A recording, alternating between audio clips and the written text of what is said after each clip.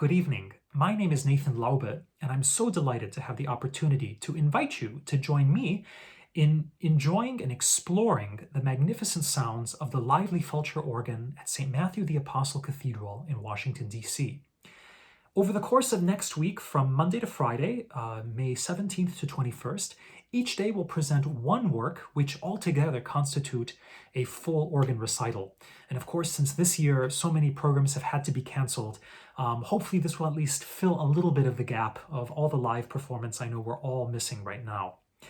These performances were initially made in early 2021 in January as a sort of co-sponsored event, first presented by the Royal College of Organists in London as the concluding event of their midwinter conference.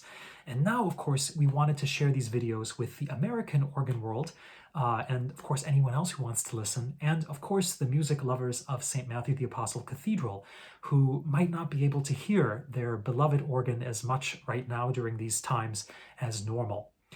And this particular instrument was first brought into the world in the 1990s with the idea of filling this spectacular acoustic space with a truly heroic and comprehensive symphonic organ, drawing inspiration from instruments in France, in England, in Germany, and bringing them together in a unique way, which make it possible to render so much of the organ repertoire so convincingly.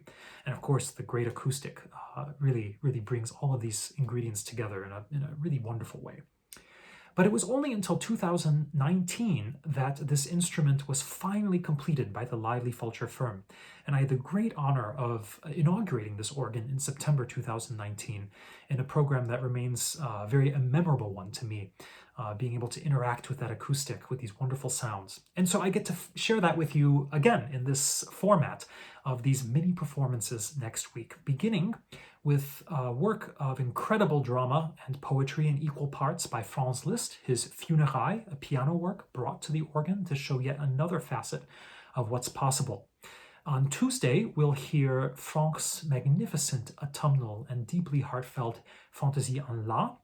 On Wednesday, taking full advantage of that rolling acoustic and the mystical qualities of what that means to organ music, we'll hear from Tournemere's cycle, The Mystical Organ, or L'Orgue Mystique, the Epiphania Fantaisie, which was recorded the same week as Epiphany back in January.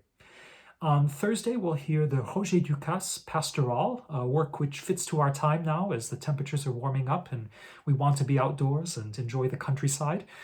In a work which, of course, also explores the violent weather events of the summer with a very dramatic thunderstorm. And then finally on Friday, Jean-Marie Widor's celebrated Symphony No. 5, the opening movement, a set of whimsical variations that really, again, take us through so many of the most characterful sounds of this great organ. So I'm very grateful to have the opportunity once again to reacquaint myself with this great instrument, surely one of the most successful and beautiful new organs to come on the American organ landscape in the last years. And I remain very grateful to everybody at the Cathedral of St. Matthew the Apostle, clergy, musicians, everyone who's made this possible.